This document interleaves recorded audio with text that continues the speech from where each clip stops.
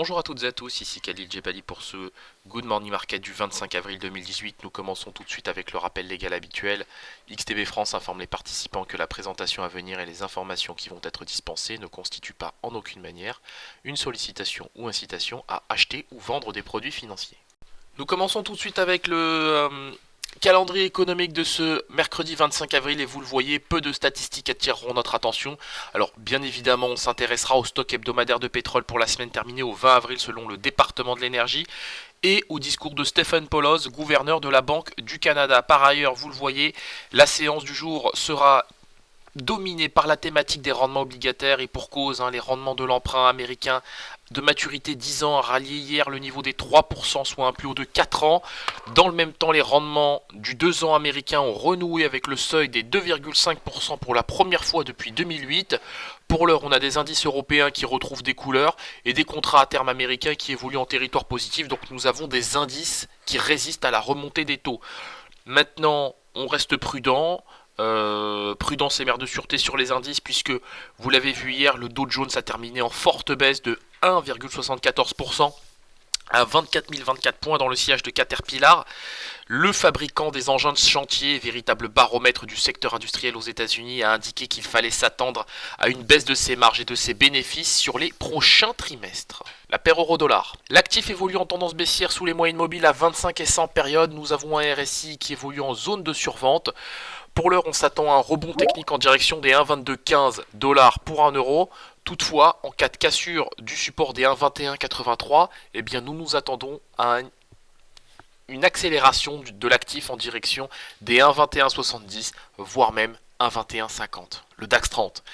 L'actif évolue lui aussi en tendance baissière sans grande surprise. Alors, on a des indices qui, comme je le disais, retrouvent des couleurs. On a testé hier des niveaux assez significatifs sur le DAX 30, 12 389 points au plus bas de la séance, donc on s'est bien repris évidemment depuis ces cotations, mais pour l'heure on voit qu'il y a de fortes velléités baissières autour du niveau des 12 468 points.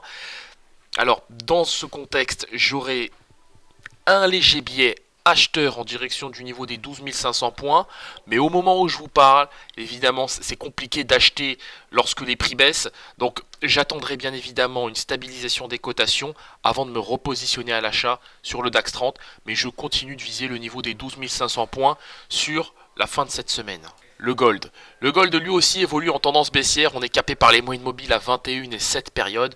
Le RSI, lui, évolue autour de sa zone de survente, ou en tout cas on est très très proche. Je m'attends là aussi à un rebond technique du gold en direction des 1330 $ l'once. Du côté du WTI, on a un actif qui a terminé hier en baisse de 1,4% à 67,70 $ le baril. Outre le renforcement du dollar américain, les prix du pétrole ont été pénalisés par la potentielle position commune des États-Unis et de la France sur les activités nucléaires iraniennes. Du côté des États-Unis, l'association professionnelle American Petroleum Institute a fait état d'une augmentation des stocks de brut de 1,1 million de barils pour la semaine terminée au 20 avril. Alors évidemment, c'est une statistique qui devra être confirmée ce jour par le département de l'énergie américain. Au moment où je vous parle, le consensus anticipe une contraction de 2 millions de barils pour les stocks de brut et de 625 000 barils pour les stocks d'essence. L'indice S&P 500.